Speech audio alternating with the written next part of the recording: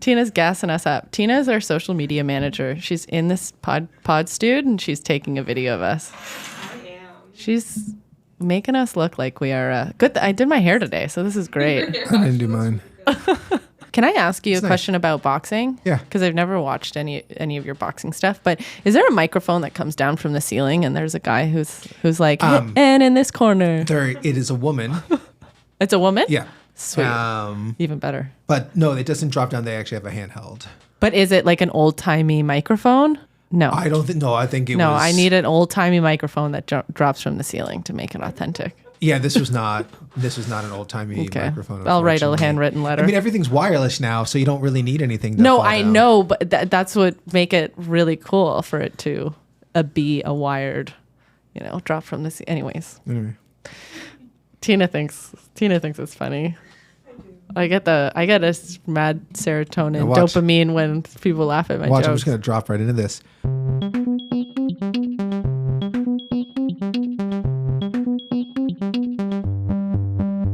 Welcome to Tech About Town, brought to you by Communitech. I'm Alex Kinsella. I'm Sasha Bell. Today in the podcast, we have our first Olympic guest. I mean, yeah. Do you think there'll be more? You say that like there'll be more. There could be. She's a gold medalist. 2-time gold medalist. Yeah, she's not just an Olympian. She's a gold medalist. And a startup founder, so it's going to be a good story. Yeah, she's amazing. Rosie MacLennan from King City, Ontario, coming here, telling us, what do we talk about? We talk about her experience at the Paris Olympics, her experience performing, and then she ties it all into mental resilience and her app Trainwave that she's developing that helps take all of the mental coaching and sports psychology, essentially, that she's received over the years of her multi-decade high performance athletic experience and helping anybody to be able to access that information.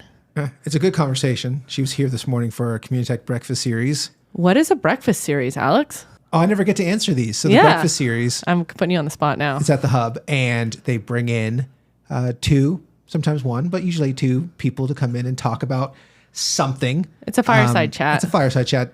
Who hosted today? Caitlin McGregor. Well, no, Caitlin was there. From Plum, yep. Shout and out Janet Plum. Bannister from Staircase Ventures. It was actually our the Carly Johnson, shout out Carly, who loves doing registration at the breakfast events, came up to me and said, that was our highest attended breakfast ever. Well, they're famous. But also they're women. And I said, my response to that was, who runs the world? Women. Girls. It's the right answer, Alex. So I didn't make the breakfast. Sorry, I know it's a song. I didn't make the breakfast, but this would have been my third social event this week, which is a lot. There's a lot going on this week. On Tuesday, I went to Den 1880, which is the former Communitech data hub, formerly a bank, formerly a jail. In Uptown Waterloo. A police station. And I went there and I went to a panel discussion. Ooh, I know how much you love a panel. It was it was a panel discussion on the housing crisis. It was very informative. Oh, I would love to have attended that. As we've talked about, I hate panels. And what makes a good panel is when you have a good MC or good panelist. They had great panelists. The MC was by far, I think, one of the best MCs I've ever seen. Do you think we could get a couple of those folks on the podcast? Because we got a lot of good feedback on the Corey Bloom episode. And he's the executive director of economic development in Kitchener. I'm gonna ask. Because I think that hyper-local, what is it like to live and work here stuff, it really resonates with people. It was a good event. Nabil, who a lot of people in town know, organized it. Cool. It was good. And then last night, I went to the open house at Tiny Horse Studios up in the north end of Waterloo. I know exactly what that is. Yeah. Matt from Astrodog. Yeah, he runs it or owns it. Owns it. And it was cool. They had Tiny Horse. They had ponies. Yeah. We might shoot there for a project. You should. But the saddest thing about where I am mentally right now is that I walked in, they had a pony outside and then they had a really cool setup inside because it's a studio, so they have a big cyc and they had a big horseshoe. And I saw you post something last night with the colors and stuff. But then they had another pony in there, and I'm standing there. Norm was there, and Rich from Flickly. Oh, Richard. A bunch of people. He's the best. And then it took me about 15 minutes, and I'm like, Oh, they got ponies because it's Tiny Horse Studio. Like it didn't dawn on me. I was like, this is in my head when I walked in. I'm like, it's so random. Why do they have ponies here? So speaking of amazing events that Communitech does, today we had a Communitech breakfast, which we've talked about a little bit. Yep. Rosie. And did the Rosie, Tech 5? yeah, Rosie was part of the event today. She was talking. What's a Tech 5? Tech 5 is when we invite a founder to come up on stage and literally just do like a quick 5-minute rundown of what they're working on. And Rosie is currently building her app Trainwave, as we said, and she's going to join us today and tell us more about it. Welcome, Rosie. Okay, welcome, Rosie. 2-time gold medalist. The laundry list of awards, that you've won. Pan American Games. We were looking at the Wikipedia. World champion. Yeah, you've got several. Welcome to the Stewed. Yeah, thank you for having me.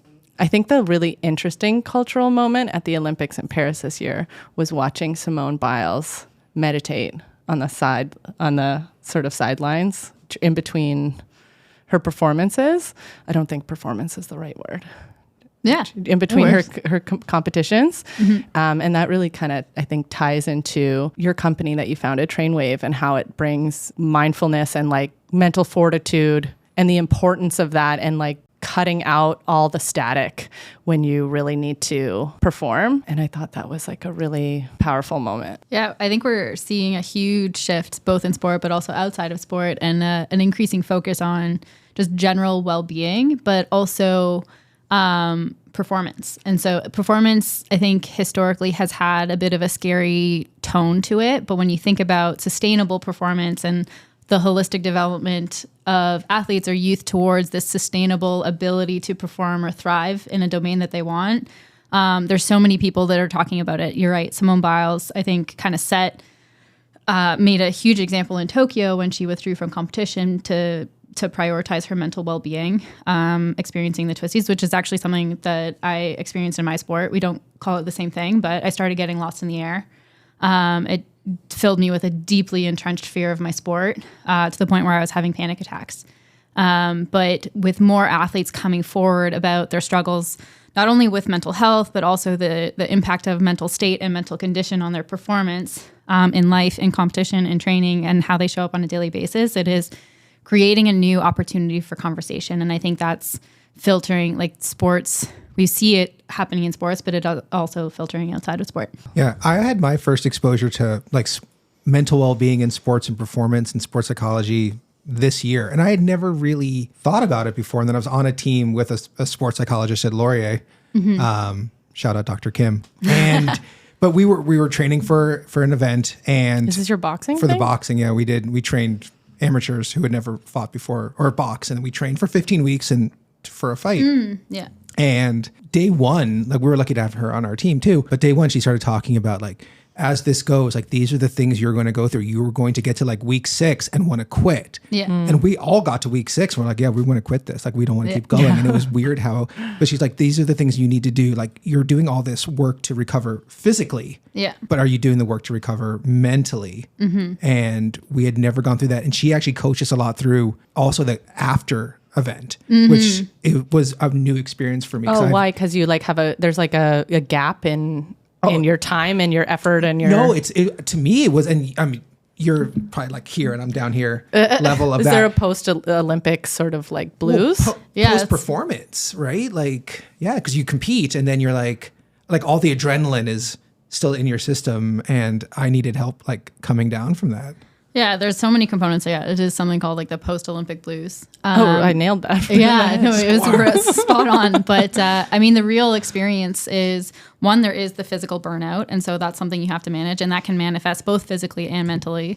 But then there's also like in the Olympic world, you've put so much attention and focus onto this singular moment and this pinnacle moment in your sport. And for the lucky few, they get the chance to live that moment. The Olympians get to live that moment. There's so many that aren't able to reach that point, who get sidetracked, have obstacles, get injured, whatever the reason. But then once that day is over, people come home. And I think the biggest realization is like, your life doesn't fundamentally change. And all of a sudden you don't have this singular focus point to drive towards. And so you can feel a little bit lost and not understand like how to re-find that motivation connect to something that feels deeper and more meaningful. So it's all relative, though. You see it at the highest level, but it's all relative. We experience that day to day, whether you're in sport or not. Yeah, like working towards something, and then when it's over, where do you focus your energy? Yeah, what comes next? How does your app sort of help address all this stuff? Yeah, so when I was an athlete, I worked with Dr. Kyle Paquette. He was my mental performance coach for 8 years. Wow. I started working with him at a very critical moment in my career when I was experiencing the panic attacks, and it was between gold medals.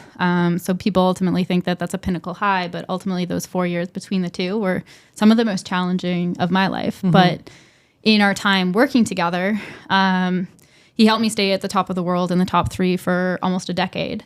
But we also continuously discussed that I had access to him because I already had success. I had access to resources. And what would the world look like if athletes, because that was our domain, had this type of training right from the start? Right when you start the physical training, you start the mental training as well. Mm-hmm. That way, you won't see athletes get to a critical juncture where, like me, I was questioning whether I should jump again. I was really hesitating around my well-being, both physically and mentally. I knew that deep down that I still loved the sport, but I felt like I was going up against a brick wall. Mm-hmm. So I think working with him, had I done it earlier, it could have prevented me from getting to such a low point. And so ultimately what we're trying to do is democratize mental training, make it more accessible, more affordable, by leveraging a mobile app. That's so interesting. And I think the reading that I've done on things like this it kind of is around endurance sports. So like ultra marathons, I don't know, probably know who Rich Roll is. I read his book, and it's so interesting just about how to train your body and your mind to like run for just days. And my dad is like a long distance cyclist. He's in his 70s now. He still does it. He cycled from the top and the bottom of South America and then the top and the bottom of the African continent, like within the last 5 years. So plus 65. He's crazy. And he just talks about how he's like, it's completely a mental game because no music. It's just 200K a day. And I think about that a lot with endurance sports, like the mental fortitude that you have to have. But this is interesting for me to think about how it would relate to like different kinds of sports. Not to say that trampoline isn't an endurance sport. Well, to me, it's the training that goes into it. Like, it's not like you just show up and yeah, of course. You're doing the equivalent of 200K a day as you train, I'm sure. Yeah. Well, yeah. So I think it's relative, like, to all sports, but like life is an endurance event, right? And so through life, you're always going to have these fluctuations and experiences. You're going to experience these really pinnacle highs, but you're also going to be confronted with these incredible challenges, obstacles, failures that you need to somehow navigate. And for the lucky people, they might have the support system in place to help them navigate. And there's a lot of people that ultimately just don't. And so again, if we're really trying to create a tool and a resource and even the knowledge base that these fluctuations are normal, so that people, one, don't feel as alone, and two, feel like they have something that they can go to. And so for us, what we're building is, one, like we've created an assessment so we can really understand like strengths and gaps and where people are in terms of their mental skills, competencies, and capabilities. But then with that, use that information to create a customized mental training program that is meeting them where they are, creating that really strong foundation of knowledge that can, like for me, understanding what anxiety was a really pivotal moment. Yes, breaking down the fight or flight and why it exists, why we experience it, right. How it shows up, and then ultimately learning how to manage it. And there's different levels of anxiety. There's the anxiety that you experience right before a pinnacle performance, or for me, the anxiety I experienced before performing a skill that I was afraid of. Yeah. Even fear, like understanding the role of fear, like that it is normal to experience. It's not necessarily harmful. It serves a purpose, but how do we manage it back into a reasonable range? And so if we're equipping youth with the knowledge, the understanding, and like activities, like gamified activities that they can do to start recognizing, reflecting about this in their life, but also then intentionally doing like mental training to help build the skills that they can incorporate it when they recognize the need. You and I are the same age, and I won't say what age that is, don't worry. But I think that's so great. Like, I think I'm on a parent group chat, and we were talking about the Inside Out movies, like the second one that just came, and just how amazing this is that you're providing this wealth of information about our internal brain chemistry for like a next generation of athletes. Like, it would have been so great if you had that when you were, I'm assuming gymnasts start training when they're like 3, you know, thinking about how that language could be integrated into how you were coached from a young age, and just disseminating that sort of information is so interesting. Yeah, having the proper language, the ability to build self-awareness, understand when you're experiencing it, and then again, like emotional regulation. And so experiencing it, and then like, okay, when I'm feeling really heightened, what can I do? So take some deep breaths, or reframe those negative thoughts into more positive, productive thoughts. Or even going back to like the basis of like, taking deep breaths and thinking about what you can feel, what you can see, and what you can hear, all these tactics. There's so many coping mechanisms that can be used. Or even the one I love is talking to your emotions. So I talk a lot about anxiety just with a friend of mine she and I both experience it, and she coaches me a lot through it. And so she always says, like, when you feel it, you can talk to it, and you can say, like, I don't need you, fight or flight. Like, there's no bear.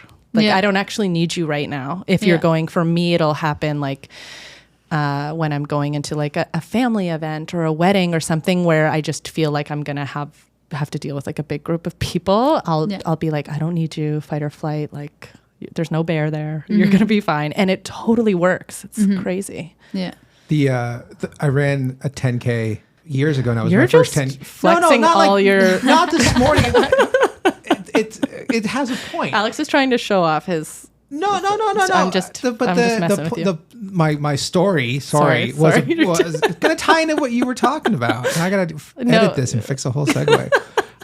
Years ago, I started running because a bunch of people here were running, and I was like, I'm going to start. And I did a 5K, and it was great, but didn't have any of that kind of idea about visualization or anything about mental health in running, or mental just fortitude in running, or resilience. And so I signed up for a 10K, but I had never actually run 10K. I'd only ever ran 5, and that was it. Signed up for the 10, and I'm there, and I am like very, very nervous about it. I'm like, I don't know if I can do this. It's twice as long as I've ever run. I'm not the healthiest individual.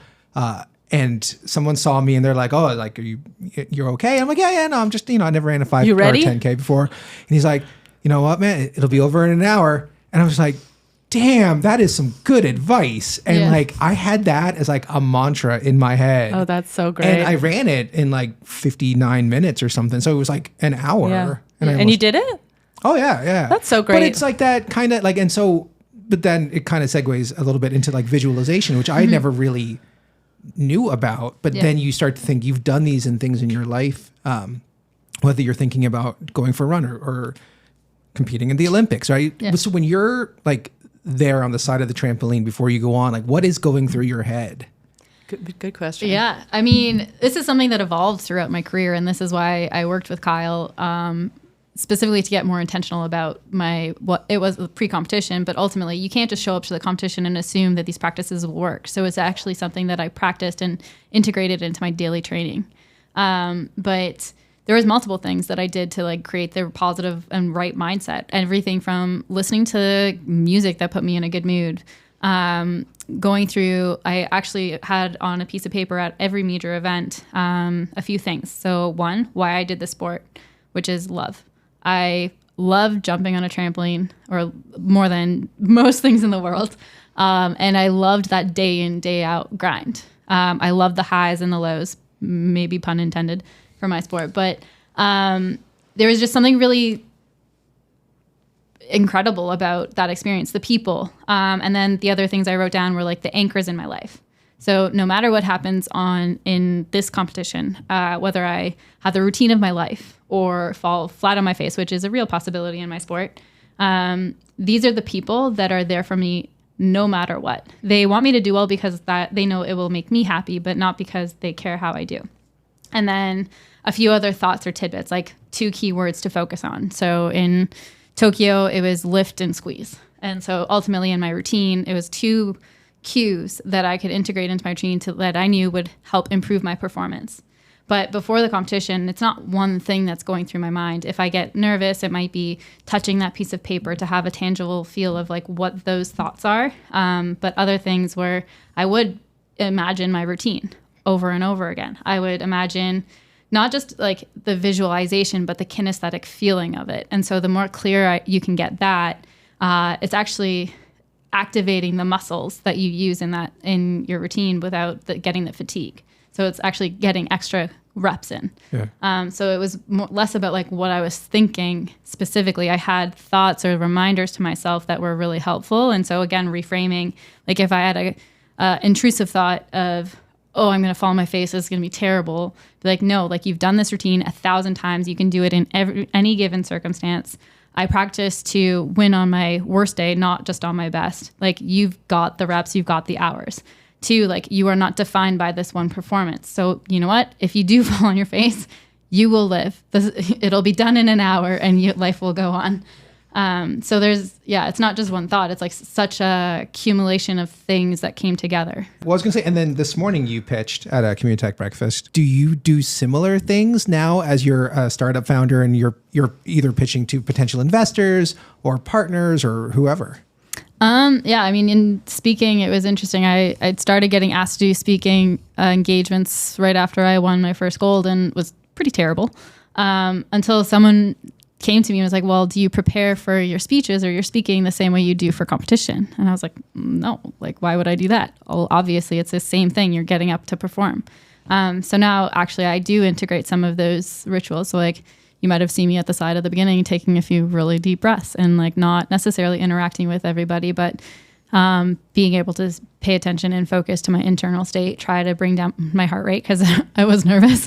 But yeah, it's like you do integrate a lot of those skills into what comes next, even in the entrepreneurial journey. Like there's a lot of parallels between being a founder and being an athlete. And so again, like in those pinnacle moments, being able to celebrate them, but also recognizing in those hard, really deep, difficult moments, like this is not forever. You will figure it out. And just like that positive reframing the, oh crap, what am I going to do, to like, okay, like take one step at a time. What is the next thing that I can do that will help me make progress? Who is someone I can talk to get advice? So it's again, like reframe it to like, what can I do next to help move a little bit further forward? Resilience. That's awesome. We wanted to tie in the founder and athlete piece. So thank you for pulling that together. So nice.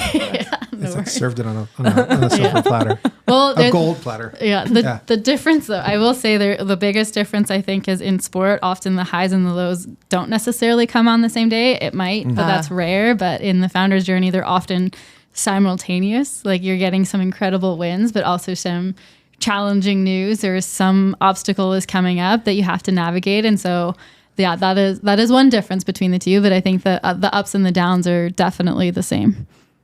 I would agree with that from my time in startups. I never got, like, when there was good news, I actually kind of got freaked out. So I'm like, something bad's going to happen now. No. Oh, yeah. It's not a... They're not bad things. It's opportunities. Opportunities. Reframing. I worked in PR. There was some bad stuff that happened, unfortunately. No. Yeah, never a boring day in PR. Yeah. Talk about what it's like experiencing the Olympics as an athlete versus as a coach. So I wasn't a coach. But you weren't? I was an athlete mentor. Athlete mentor. Yeah. What is an athlete mentor? So in Paris, I was part of Team Canada's support team. The official title is Athlete Support Officer. But what that was, really just there as an additional support mechanism for athletes, everything from welcoming them into the village, giving them logistical briefings, ensuring that they had all the information they needed, but also just being there as an extra set of ears, eyes, someone to chat with that wasn't part of their core team, that had experienced the Olympics before as an athlete. And then the other important features like refilling the snacks and the coffee. So it was a bit of a all-encompassing role, but it was incredible. it was really great to be in that energy again. There's something really magical about the Olympic environment, and especially this time because the last 2 games, Beijing and Tokyo, were COVID games. So there were no fans, there were no families, there was no friends. And so I think it was really going back to what the Olympic experience and environment should be. I think the Olympics are so magical. Did you see that? There was like that viral moment of the pole jumper running into the in the stands for his family and his girlfriend. That was so sweet. It's just that stuff. So There's always like those moments where you're like, I know people who don't like the Olympics because of political reasons for not liking the Olympics. I'm like, how do you not like? It's like, but for political reasons, like, doesn't the Olympics exist to, it doesn't matter what's going on geopolitically. Like the costs of putting them on. Oh, like get off my yard kind of stuff. Gotcha. I think there's like, historically there's validity to that, but I think there's been a huge evolution in how they're actually putting on the games. And Canada put a bid forward for 2030. And it was actually like very economically viable, economically sustainable. It was the first ever that incorporated the use of like mostly pre-existing, pre-existing like arenas and structures and facilities. And is it Calgary or Montreal? It was BC. Oh, and it was actually an Indigenous-led bid. So there were so many things that we actually created. There was a framework set out, a new framework from the IOC, and then Canada took it on itself to really create something that was world leading in terms of hosting. And so ultimately we didn't get the 2030 games, but I think it created the awareness of what is possible. And so I think there will be a change in the narrative and the dialogue around the sustainability and economic sustainability, environmental sustainability of the games. I heard the Paris Games was trying to be like a net zero sustainable production. Also, the Vancouver 2010 Olympics is my favorite branding of any Olympics games. The Inukshuk is so good. Well, I love that one just because they had, it was like the conglomerate got together instead of CBC. So it was like a weird mashup of like, they'd have like people from Much Music and people from TSN. And when you mix people up like that, it can get funny. I like that both of our memories of that are from the branding side and from the media production side, which is our 2 interests. Well, and your man walking down with a pitcher of beer. What was that? Name? The guy from John Montgomery. Yeah, from Amazing Race Canada. He like did Skeleton. Mm-hmm. Yeah, I think Skeleton. Yeah, he won for gold for Skeleton. And it was like walking down the strip in like the village and just pitcher of beer. Like that's iconic moment. A very Canadian moment. Yeah. For that. Canadian beer. So, I mean, you've competed at multiple games in Tokyo, like with nobody there. Like what's that like versus a couple thousand people and then no one? Yeah. I mean, there was a huge contrast between the games before Rio. Was incredible environment. The energy in the stadium was palpable. There was, I think in my stadium, there were 17,000 audience members. So big audience, and also obviously the worldwide spectators from back home. But there's an energy in the city whenever you go to an Olympic Games. And I mean, athletes are pretty, like I was heads down, pretty focused on my performance, and you are there to like do a job. Obviously you get the opportunity to experience the Olympics and interact with so many athletes from around the world. But at the end of the day, my primary focus was, okay, show up, train, get ready, and make sure that on the day of, I have done everything in my power to be the best that I can be. So in that sense, like Tokyo was no different. I was heads down, focused on trying to be the best that I could be. But it was a very, very different environment. For me, heading into Tokyo, I, on one hand, was having incredible trainings. It was a year delayed. So we had the postponement of the games, which was psychologically challenging. And obviously, physically, you had to completely reset and do your mental and physical training plans. But 9 weeks out from the Olympics, I actually got a really severe ankle injury. And so ultimately, the recovery, they didn't tell me at the time, but it was like, okay, you can probably start jumping in 12 weeks. I had to compete in 9. So that process completely changed for me. It was very much I was incorporating all the mental tools that I had to just focus on each day, the progress I could make, celebrating small wins. But when I got there, it was, on one hand, I was honestly so grateful to have the opportunity. 1, because the games were going forward. 2, because of the injury. But when I walked into the stadium, you're right, it was completely empty. There was maybe 20 people in the stands, and I was really fortunate. There was a few people from the Canadian Olympic Committee who were in the audience, but I could see them. And that was very, very strange. And it didn't have that same like palpable energy that other games did. Yeah. That would be. It was a bit lonely, to be honest. Yeah. Because you woke up, took a spit test every day and couldn't leave the village. And all you did, it was very much only about the performance, and you didn't get any of that added bonus of being at the games. Well, I want to know the tea of like, I hear when you're an Olympic athlete, all the beds are made out of like cardboard. Is that true? In Tokyo and here, in Paris, they were made of cardboard. Jesus.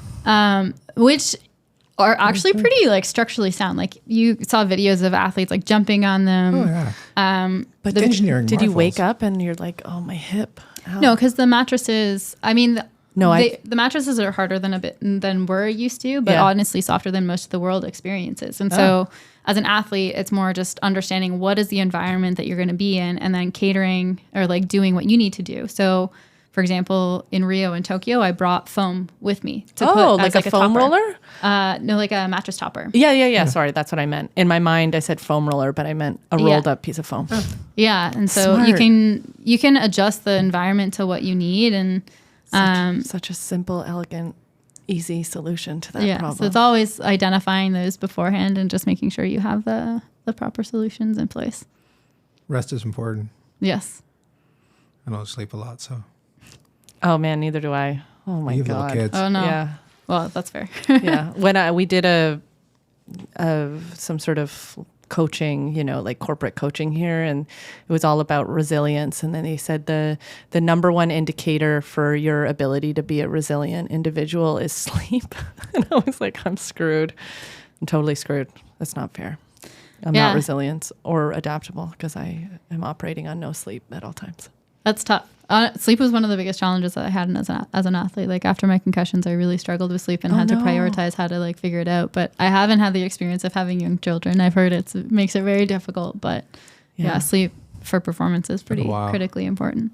Well, and that must be tough. I always think about like going to the Olympics and you have to overcome a time zone difference. And I mean, I'm sure like the Worlds and Pan Am Games and everything, it's also, you're dealing with, it's not just the Olympics when you travel for competition, obviously, but that would be such a challenge and like an unfair advantage, right? For people who are closer. Yeah, but again, it's about planning. Yeah. And so ultimately we did get a lot of practice because we competed a lot in Europe and in Asia and other countries, often not in our own time zone, but so we probably had an advantage there relative to some other countries, but for that, it's like you travel ahead, you start to adjust before you leave. You try, like for me, it was like sleeping on the plane as much as possible, staying hydrated. And then as soon as you get there, you are in that time zone. And so really trying to adjust early. And honestly, physical activity is really helpful for combating jet lag. So what's next for you in Trainwave then? Yeah, we have just completed another pilot program. So we got a lot of feedback on a new version of our product, and we're building we're I guess pre-launch. We're really trying to focus on building the right product delivering it in the right way. So we have a great founding team working together to just constantly iterate on the product, get feedback, talk to not only the users, our athletes, but talk to coaches and understand what their needs are and the problems that we're solving for them. Ultimately, they know there's a survey, 1 in 5 coaches, less than 1 in 5 coaches feel equipped to actually support athletes on the mental side. And so they know it's a priority. They know they need to incorporate it, but are looking for a way to solve it. And so how do we engage coaches in a more meaningful way? That would seem interesting to me because like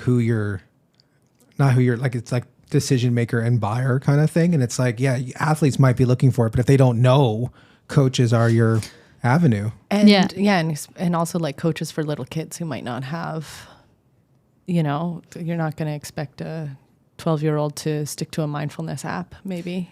Yeah, I mean, I find it interesting. Yeah, that was one of the learnings. There's a bit of a resistance even to the word mindfulness. So like reframing it as breathing exercises and understanding like this breathing exercise can help activate you. This one can help calm you down. But you're right. And like a lot of coaches are volunteers. So they, again, don't have the time or bandwidth to be able to learn and properly implement this thing. So they're looking for a really trustworthy, credible way to outsource it in a way. So if there's a user who is interested in like learning or getting updates about when the launch date is coming, like what would they do? Yeah, we have a website. It's trainwave.app. So you can reach out through there or reach out to me directly, Rosie@trainwave.app. We're constantly looking for people to test it out, give us feedback that we can iterate on it. We're hoping to launch early next year officially. And so, yeah. Congrats. That's awesome. Thank you. A lot of work goes into that. Yeah. Thank you so much for joining us and making the trip here for breakfast and this. So yeah, thanks for having me. Yeah, give you an opportunity to expand on your experience a little bit more. Awesome. Thank you so much. Okay, thanks, Rosie. Alex, I got a riff on Communitech right quick. Do it. Okay, Communitech is an innovation hub. It's been around for 27 years. It's in Kitchener, in Waterloo region. We help tech founders start, grow, and succeed. We help with access to capital, access to markets, talent, building the best teams, and community. We throw great events. And if you are a tech founder or you're thinking of starting a business or you are a partner organization working at all levels of institutions or companies and you want to plug into the Waterloo region tech ecosystem, you can slide right over to communitech.ca or hit us up and follow us on socials at Communitech. And if you're a founder, in addition to accessing Communitech services, if you got a cool story to tell, hit us up on social media at Communitech on all the platforms. We're always looking for some cool ideas. Yeah, if you want to be on the pod, let us know. Thanks for listening. Bye.